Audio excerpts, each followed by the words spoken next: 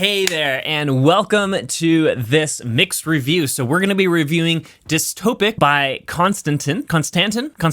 I have no idea how to say her name, so I apologize that I mispronounced it 66% of the time right there, at least. We're going to review this mix, and we're going to start tearing it apart. So let's listen to the entire mix, and then we're going to dive into it. I also was given a master of the same song that he had done, so I'm going to review the master as well as the mix. So even more bonus content for you inside of this video. My hope is that anybody who's just watching on YouTube who didn't actually mix this song, it's still going to be super valuable for you because you're going to be able to avoid the same exact mistakes that he made in his mix in your own mixes. So let's dive in.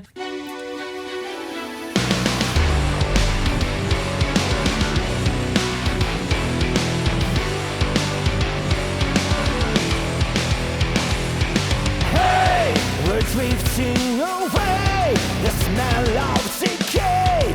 Just a facet of reality. Hey, we're going insane. There's no one to blame for turning a dream into nightmare.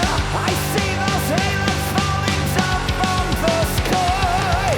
We've been moving back and forth for so long. Fed on the lies of modern stories.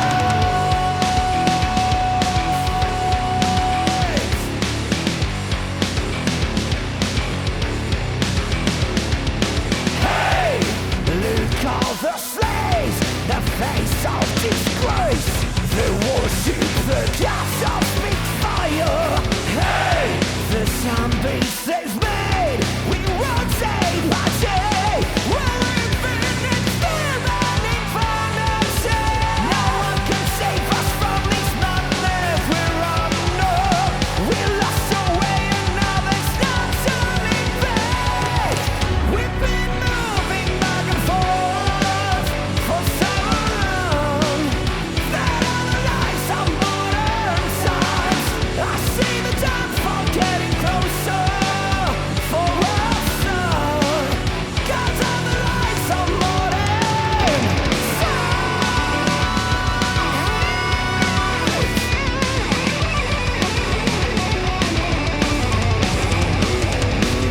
We've been moving back and forth for so long. Fed on the lies of modern. So we can't take it anymore. No more. All it's lies of modern times. If there's a hope to stop the madness in these worlds, don't take the lies of modern.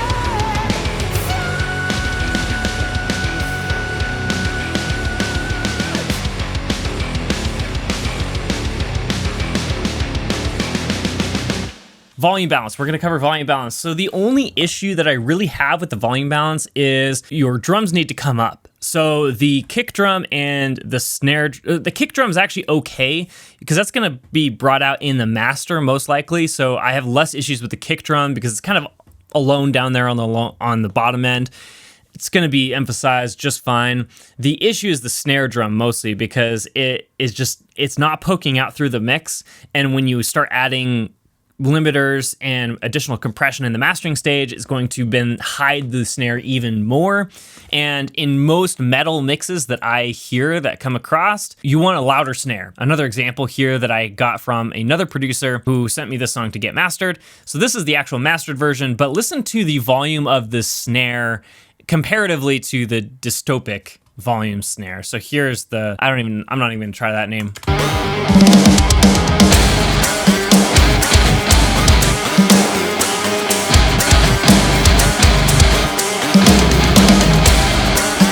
That snare is just way loud. And that is extremely intentional because then going to be able to be very, very prominent in the mix. It provides a lot of the aggressive groove that exists inside of metal songs. So again, bring up the snare, it's gonna be a lot better for you. Overall, the volume balance isn't so bad. The issues that I truly have with that may be perceived as volume issues are actually sonic issues. So let's dive into those next. So here's the sonic issues. Very first thing, your mix has no guts. And what I mean by that is you're missing a lot of low mids. And this is very common because people don't want their mix to be muddy, and muddy mixes tend to be a buildup of frequencies between like 200 and 500 hertz. However, if you don't have enough of it, then your mix sounds scooped and it sounds empty and it sounds like it has no guts. So that is the other issue that I hear inside of your mix. I have a quick example of this. So if I go in, so this is a mid processing. So electric guitars that are panned hard right and hard left are too muddy. And then your bass and your mid-range stuff doesn't have enough of that. Overall, you have a decent volume balance, but it's using the wrong elements inside of the mix that doesn't really serve the song the best way possible. In the middle, I would emphasize the mids, the low mids here. And so I'm gonna play this, listen to the snare and the bass guitar after I enable this. So let's go somewhere where those are pretty prevalent.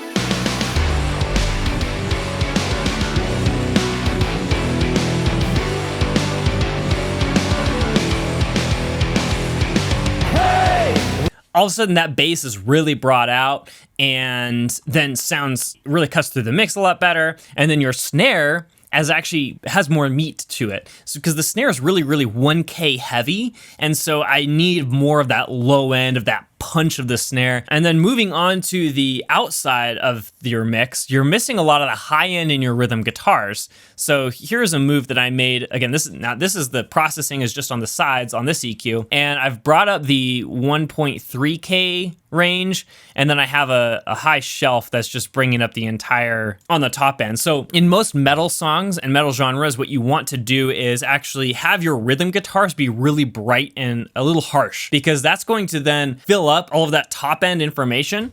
And then your vocal can sit in the mid range, and then your bass will live in that kind of low mid range in terms of just like overall vibe. Emphasizing the outside high end of your mix, then your guitars are going to be perceived as a bit louder. And so they can have that really harsh, aggressive feel that you want out of a metal song, but they're not going to be just overly loud. So here's this changes.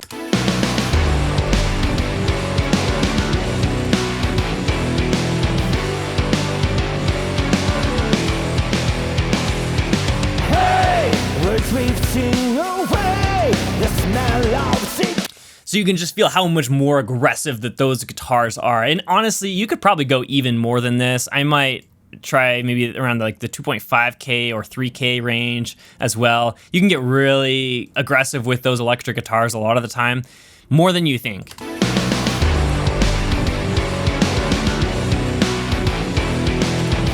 Obviously, this is impacting more than just the electric guitar, but you can tell there's a lot more vibe there with this change. I don't do any mid-side processing when I'm mastering because it generally results in a worse sounding end result, and I'd rather just fix it in the mix. And so if I had this song to master, I would actually send it back to the mixing engineer, ask them to make those couple changes so that I would be able to offer them a much higher quality master. Kick also, I am missing a bit of the top end on the kick drum and have that cut through the mix a little bit more, especially when you're listening to things like this song down here. The kick has way more crispy top end that's allowing that kick to be really audible. You can tell every single hit that kick is doing. Very central inside of a metal song.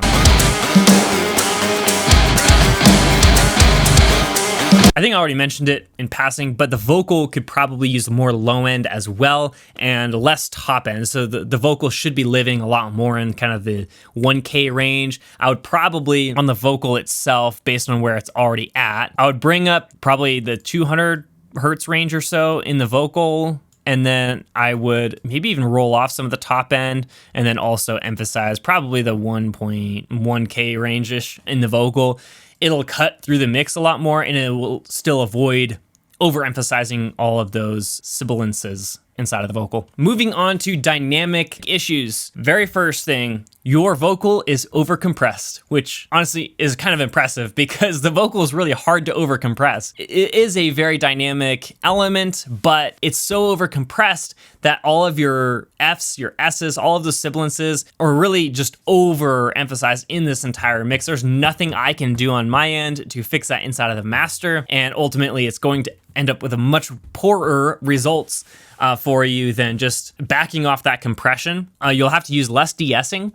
And so by using a lot of compression on your vocal, it does cause issues. It fixes a lot of issues, but it also causes a lot of issues. So you need to hit like a nice balance. You went just too far on the overcompressed side and ultimately end up with kind of poor results on the actual vocal itself. Again, another thing where it actually sounds better on my headphones than it does on monitors. So on the monitors, that issue sounds much, much worse than just on my headphones. So again, I would probably fix that though. Just be aware that that is going to be an issue on headphones, is that you may have a harder time with those S's and sibilance issues inside of your vocal. So make sure that you are dealing with that inside of the mix. Don't compress your vocal so much. I always take an approach of minimum viable compression. And so essentially just compress your vocal as little as needed in order to get the vibe that you want. Sometimes, yeah, you'll be compressing your vocal 12 decibels of gain reduction, but at least I know I needed to do that. And that's why I do a lot of my compression in serial, where I am adding just 3 to maybe 6 decibels of compression at a time, so then I don't just slap on one compressor, get 15 decibels of gain reduction and move on, because that's what it sounds like you did here. I don't know if that's true, but even if you're using it in serial, just be very careful of over compressing your vocal, because at a certain point, you're just not gaining any more dynamic stability by compressing more. All you're doing is just overemphasizing certain elements of the vocal that are mostly quiet, such as those sibilances. Last part of dynamic issues, there's 2 spots that I wanted to pull up. The first one being right here.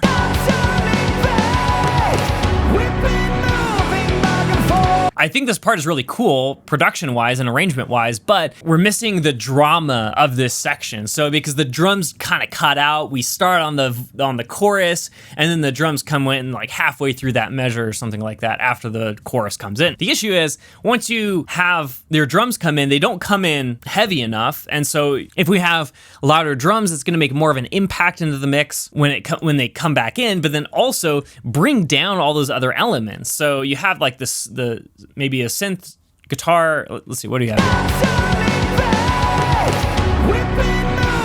Yeah, so you have your bass and maybe some guitars there, some synths, whatever else you have there.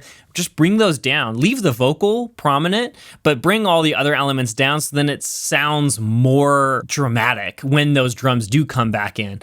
Even a decibel or so is going to make a huge difference just by automating that down a little bit. Overemphasize those drums coming back in. So I'd probably come in here and, automate those drums up a bit.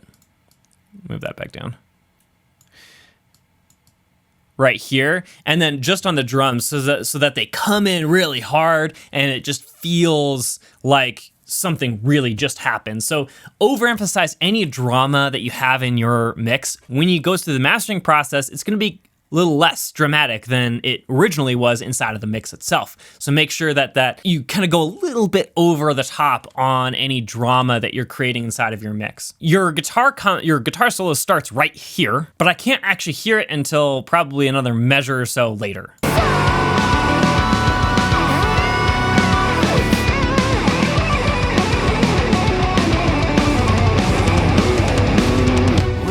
So that guitar solo is pretty cool. It's short, it's sweet. It's not loud enough. It needs to be louder to really be able to shine through. And then also your vocal is just totally killing the beginning of your solo. So what I would do is right when that guitar starts to come in, automate your vocal down, automate the guitar up so that they swap places inside of the mix. So then you're really emphasizing that solo guitar, which should be the focal point of this section of the song. Your soloed guitar, really loud, like overly loud inside of your mix, because that's going to be the way that it tricks people to think, oh, I need to pay attention to the guitar. It's doing something right now. If you don't do that, people might actually miss the fact that there's a guitar solo right here. Just don't assume that people are going to be paying more attention to your mix than you are. Always make sure that you're making whatever you want them to listen to very, very obvious. Which is why a lot of pop mixes have an overly loud vocal, because they want to make sure that you're paying attention to the melody and the repetition that occurs in the melody, so then it gets stuck in your head. That's what makes pop mixes get stuck in your head a lot. Obviously, the songwriting is the first part, but if you have a good song and it's produced well, then all of a sudden your mix needs to emphasize what's good about those things in order to make sure that that song is presented in the best light possible. In pop, it's almost always the vocal. Let's talk about the masters now. So I'm just gonna run through them really quick.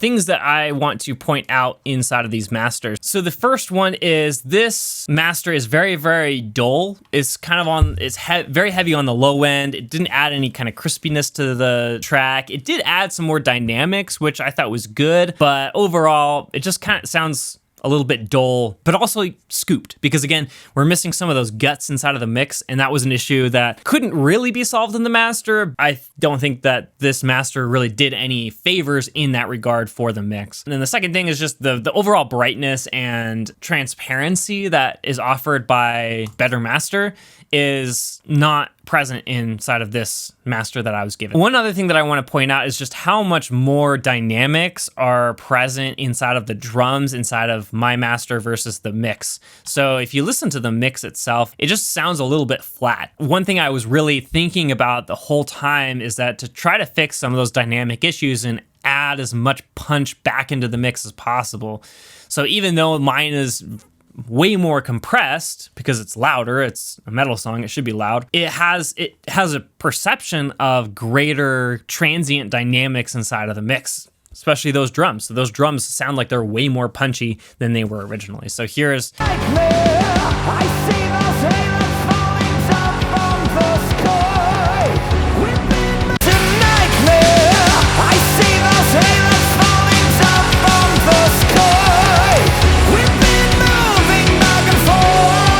I hope this was helpful. Leave a comment down below on your thoughts around this song. Was this feedback helpful to you? And then secondly, if you are struggling with your own mixes, especially the sonic balance, dynamic balance, I have some guides down below. And then I also have the Pro Mix formula. I walk through the most powerful techniques that are gonna get you a professional mix in the Pro Mix formula. So make sure that you're picking that up as well. Again, it is a free course that you can take and implement inside of your mixes today to get amazing results. So make sure you're getting that, and then I will see you in the next one. Thanks for watching.